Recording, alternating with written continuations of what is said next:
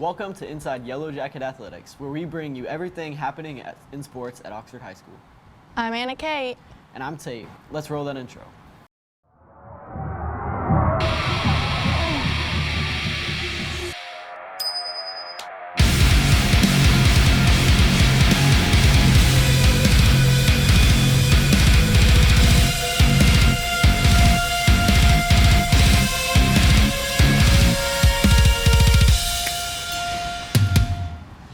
We want to welcome everyone into the first episode of Inside Yellow Jacket Athletics. That's right, Anna Kate. Our fall sports are in full swing and halfway through their seasons. So let's take a deep dive into this season's games and behind the scenes of your Oxford Yellow Jackets. As most know, athletics has and still plays a major role in this school and this community. So what better way to start this show out but to check up on what's been happening with Oxford High School football. Now on to Tate Jansen with more.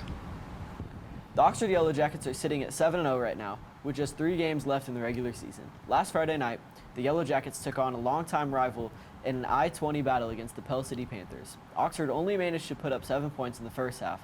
The second half was a different story, as the Yellow Jackets were able to capitalize on the leadership of Mason Mims and Keenan Britt to win the game 27-0. For now, this will put the Yellow Jackets in a tie for first place and 6th in a region with Clay Chalkville.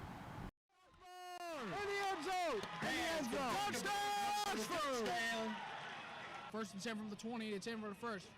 Mims goes to Jalen Taylor, who's still on his feet, and he's going to walk in the end zone for the touchdown. Touchdown, Oxford.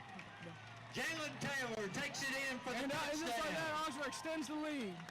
Mims takes a snap, now he's going to throw to the end zone. Jalen Taylor for another Oxford touchdown. Pass complete to Jalen Taylor for the touchdown. And this game is getting out of hand. 26. Oh, as the clock's going to run out. That will do it, folks. That will do it, folks. Your Oxford Yellow Jackets winning against Pell City 27 to Final score. The Oxford Yellow Jackets 27. As Oxford Pell City with 0. a great win. Again, our next game rival is in 2 weeks. The Yellow Jackets JV team traveled to Pell City on Monday night to take on the Panthers. In a hard-fought game, the boys came up just a little short, losing to Pell City 24-22.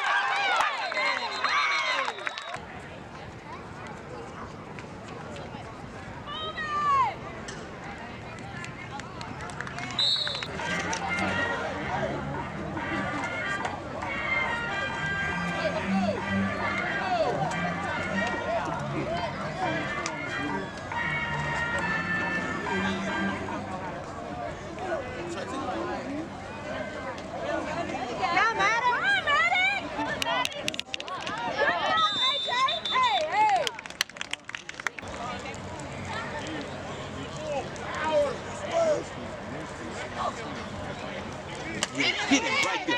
Come on, baby. You gotta have it. Oh, that's the hold. And you gotta call that. Let's get in there.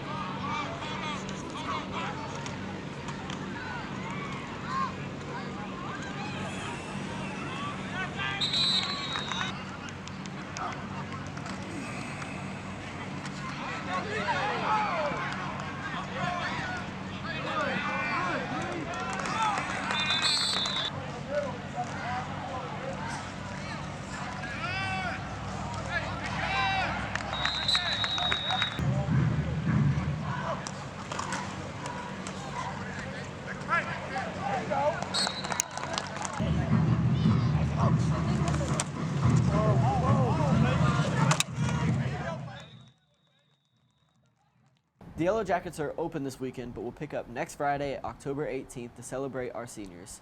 Now, on to Anna Kate. Here inside Yellow Jacket Athletics, we want to keep you up to date on everything happening with your Oxford Yellow Jackets. And that also means giving you the stories within the stories and the behind the scenes. This week, we want to give you a quick glimpse of what goes on during game week, leading up to just moments before kicking off with our first installment of Behind the Stink.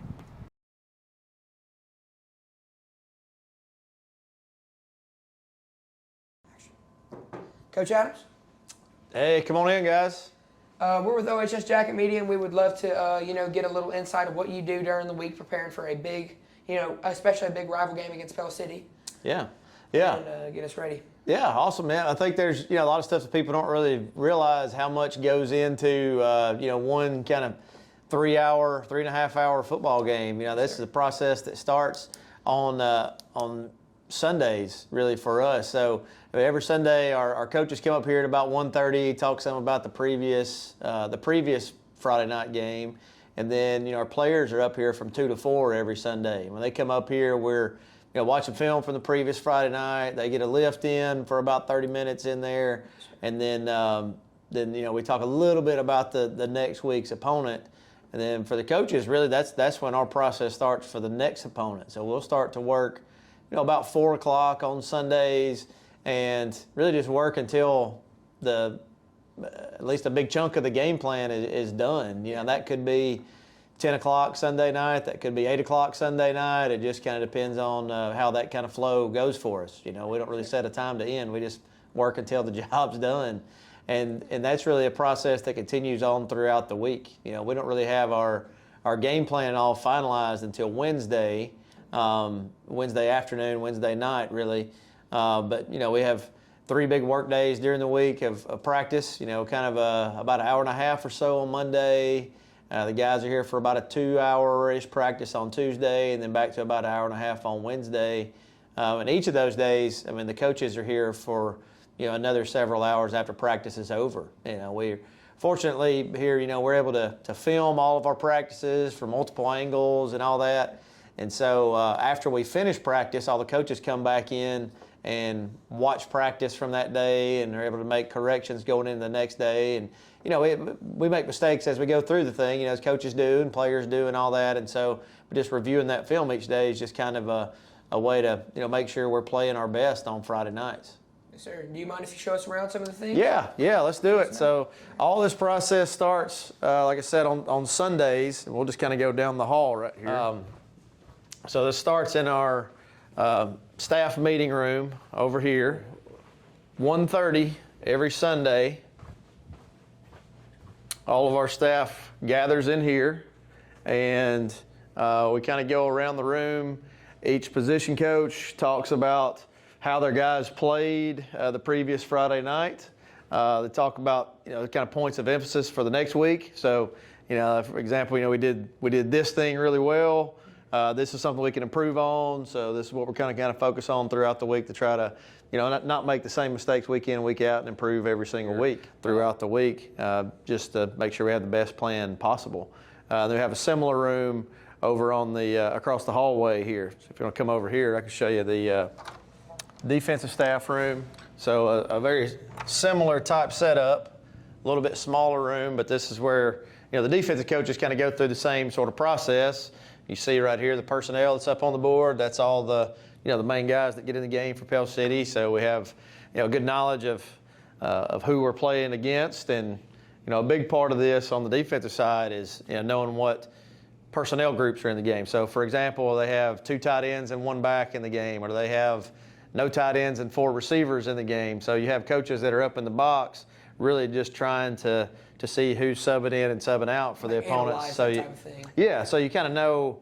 Generally speaking, obviously, if a team has 4 receivers on the field, they're a little more likely to throw the ball as opposed to if they have 2 running backs and 3 tight ends or something like that. So coaching-wise, these are kind of the 2 epicenters of the process throughout the week. And then player-wise, we have several meeting rooms up here that the guys are in on a regular basis. So. All right, thank you, Coach Adams. Yep. Good luck on Friday against Pell City, and go Big Go. Go Big Go. Appreciate it. Yes, sir. Right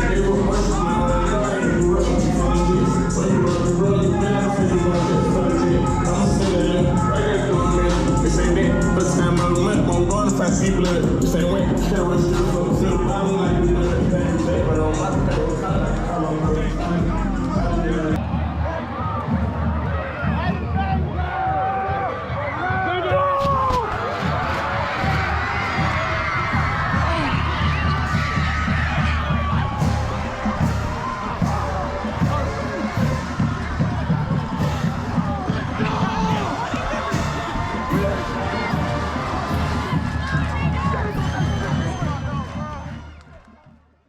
Special thanks to Kate and Bryce for that awesome piece. Stay tuned in the upcoming weeks for behind-the-scenes looks at your Oxford Yellow Jackets and Behind the Sting. Football is not the only sport happening right now. We also have volleyball still playing and also cross country. That's right, Tate. Cross country is running and running hard for a state championship as well. We caught up with Coach Delozier and Oxford High School senior Emerson Maniscalco to talk about the season so far and upcoming meets. I'm Emerson Maniscalco and I'm a senior. I'm Coach Delozier. I'm a coach of cross country, indoor, and outdoor track. One meet out from getting into our postseason. So far, we've had a really good season. Everybody's been progressing. Last meet, we had 30 of our 45 runners hit lifetime best, and then we had another 6 have season best. So everybody's kind of right on track. Emerson's one of the ones that had a season best last meet, getting really close to her PR. So everything's trending in the right direction. Potentially one of the fastest teams we've ever had at Oxford. Just depends on how these next 4 meets go. So right now, Matt Tibbetts is our top guy. He ran 16:50 last week. Case Payne is our number 2 guy. He just ran 17:16. Matt ran a season best, or ran a PR, and Case ran a season best. And then we've got our 3 and 4, which is Phil Copeland and Jude Summers. They both ran 17:37 and 17:39. So we've all 4 of those guys have done really, really well. And our 5th guy actually had about a 26-second PR, James Blanchett. So all 5 of them have run really, really well. So right now the guys are currently ranked 1st in county. Girls are ranked 3rd. And we've got the number 1 and number 2 guy. And then we also have, I think, 3 more in the top 10. So it looks really good there. Guys just got bumped to 3rd in our section behind Hill City. We're only I think 2 or 3 points behind them. So should be pretty competitive there. And then the girls are currently ranked 4th in our section.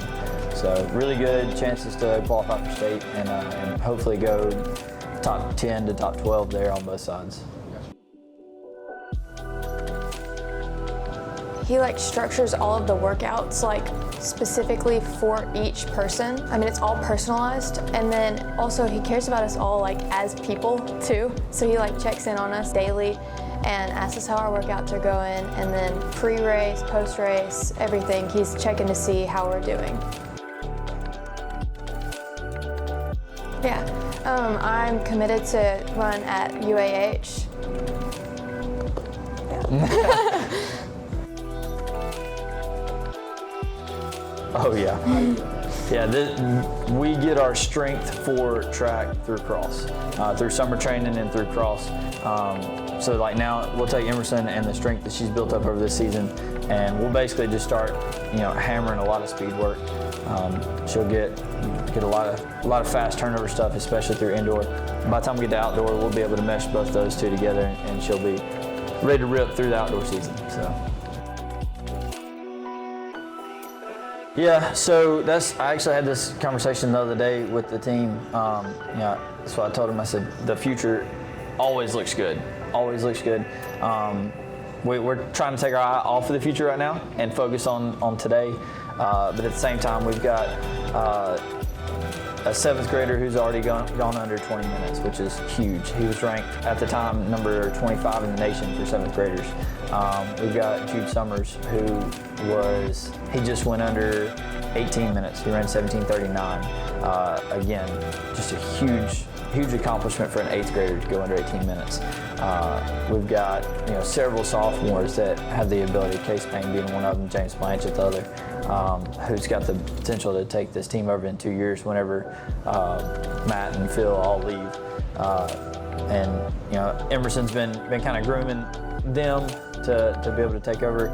She's been team captain for, I feel like, 3, 4, 5 years now. And she's kind of been showing them how to be that leader and how to take a group of people and push them to do what they need to do. And really, they may not even know that she's pushing them, but she's kind of guiding things to make things happen behind the scenes. So I can already see them kind of picking up on the lessons that she's kind of giving them. So the future looks really good for our leadership. The future looks really good for our talent. It's just a matter of us taking it over.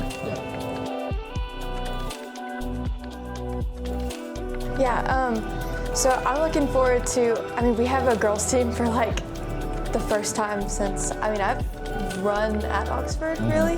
Like a big team. We have a lot of young girls with a lot of potential. So I'm really excited to actually qualify for state, with that big group of girls. That's huge. Yeah. I'm going to brag on her a little bit. She's been working really hard, and potentially we should have huge PR from her over the next 2 to 3 weeks. And then from there, she's gonna let it fly. So obviously the hard work's fixing to pay off. We've been through the bulk of the season where we've been grinding really hard, and now she's fixing to see all the fruits of her labor. So I'm gonna go ahead and speak that out there.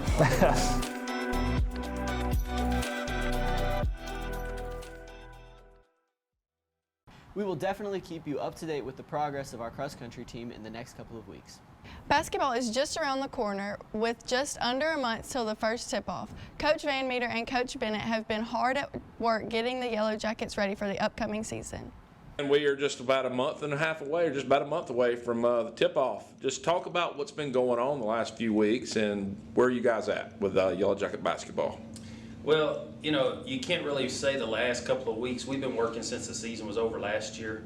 I thought we did a great job of making the most of what we had, just maxing everybody out. We had a ton of injuries, but we had a group of seniors who did a great job of leading us through. And since that time, it was the first time in, I want to say, 8 years that we hadn't made it to the regional tournament. And these guys have been very motivated to get back there. We've done a great job in the weight room. We had a really productive summer. And a lot of guys have been in the gym, and a lot of guys have made themselves a lot better players. So we're just excited to bring a great brand of basketball right here in Oxford and just represent our school and our community the right way. Coach, looking at a lot of the players coming back, what is your expectations this season? Well, our expectations the same as every year. We just want to get a little better every day. We've got some talent, there's no doubt about that. We've got some senior leadership. We've got a lot of pieces, but we just try to get better every day and let the chips fall where they may. I know a lot of people talk about Nick Saban all the time and his process, but I think that's the greatest thing about him is he was focused on the process of getting better. And that's what we try to do every day. And if we can get better every day, then a lot of times the outcomes take care of themselves. So in terms of just, what I think about our team, I think our team has a very high ceiling. But we just got to have the mindset to come in every day, learn to compete every day, learn to play as hard as we can play every day, both mentally and physically. And then I think we'll put ourselves in a great position. When is opening day? We open up November the 11th at Jacksonville High School. We have I guess you would call it an open scrimmage, an officials clinic scrimmage, November the 4th here. I'm not sure who all will be involved yet, and then we'll have our usual Midnight Madness is going to be the week before that. I haven't decided what night it's going to be on, but it's right around the corner. It's going to be here before we know it. And then I've told my son this is the first year that he's playing for me. And then I've told our seniors as well, guys, you don't realize you're going to start and then you're going to look up and it's going to be over. And it happens that quick. So you got to make the most of every opportunity that you get. So how are preseason workouts going? Preseason workouts are going really well. We can hit the weights really hard. We love our old gym. We do have a limited number right now. So we're getting a lot of reps for our individuals. because we have a lot that play flag and volleyball. But our group that we have is get a lot of extra reps because of the small numbers. Okay, that sounds good. So what do you expect from the team this season? Well, we always set our expectations pretty high. The last several years we've been successful. The last 4 years we've been at least to the Sweet 16. So our goal is to always be at least back to the Sweet 16. And of course, the farther you go past that, it's even better. And just, extra beneficial and extra fun. That sounds great. So when does the season tip off? Season tips off. Our first official practice is October 21st. So right when we get back from fall break. And then our first game is at Jacksonville on November 11th. Okay, thank you, Coach Bennett, for tapping in with OHS Jacket Media. Thank you so much for this interview. Thank you. The boys and girls open both up on November 11th at Jacksonville. Definitely ready for some Yellow Jacket basketball. Of the many segments we will have on Inside Yellow Jacket Athletic, the next should spark interest around the community. There are so many connections with Oxford High School, whether it be from those alumni who still wear the black and gold with pride, or the family connections here now. Today, we look at the Maniscalcos and the family tree as three cousins will take on the diamond together this spring.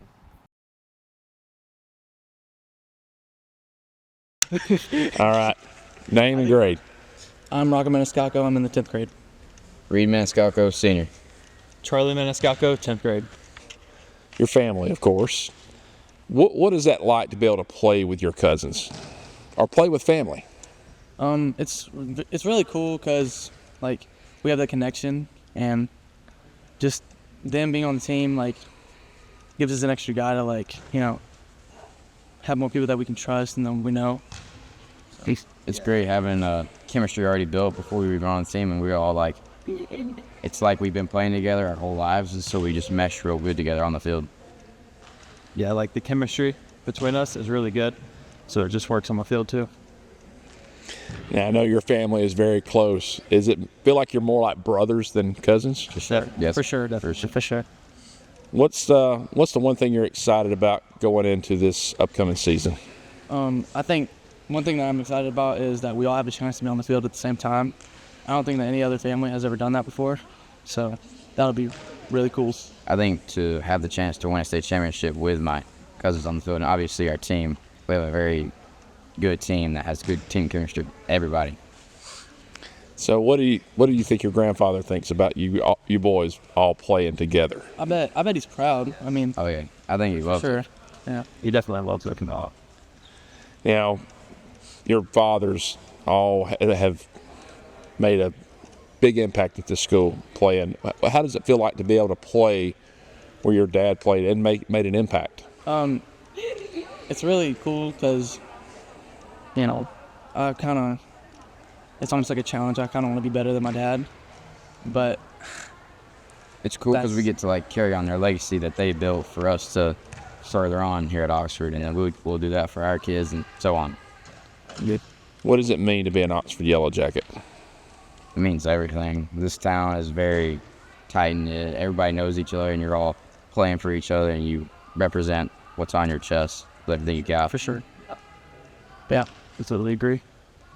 And it's just, it's very proud. It's just awesome.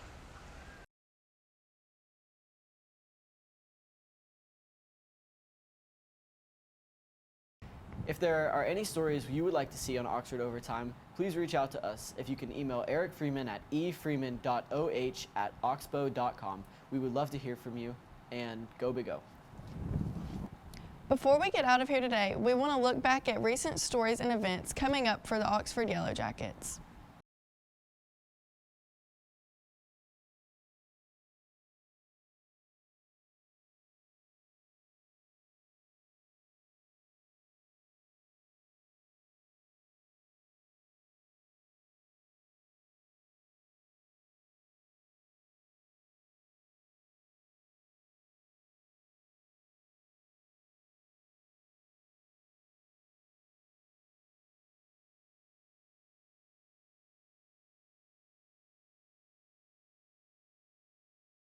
That's all the time we have today. Be sure to tune in every week to catch up on everything happening with your Oxford Yellow Jackets. And be sure to like, follow, and share on YouTube and all of our social media pages at OHS Jacket Media. We will see you next time on Inside Yellow Jacket Athletics, and go Big Go!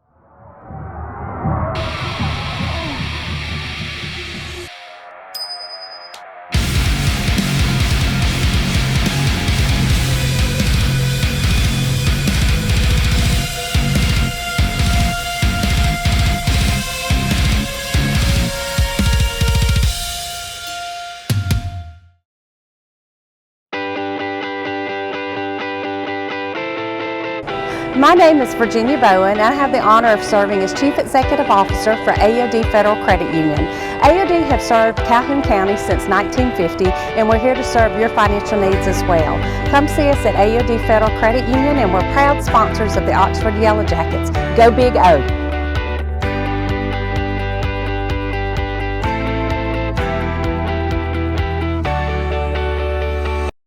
Welcome to On Time Fashions, where we carry a wide variety of dressy and dressy casual and urban attire from head to toe for your men's needs. Ranging from suits to even jeans, we got dress hats, dress socks, dress shoes, ties, bow ties, cologne, everything you need as a man. Don't forget, come and see us for all of your tuxedo needs. Come get dripped out and stay sauced up at On Time Fashions.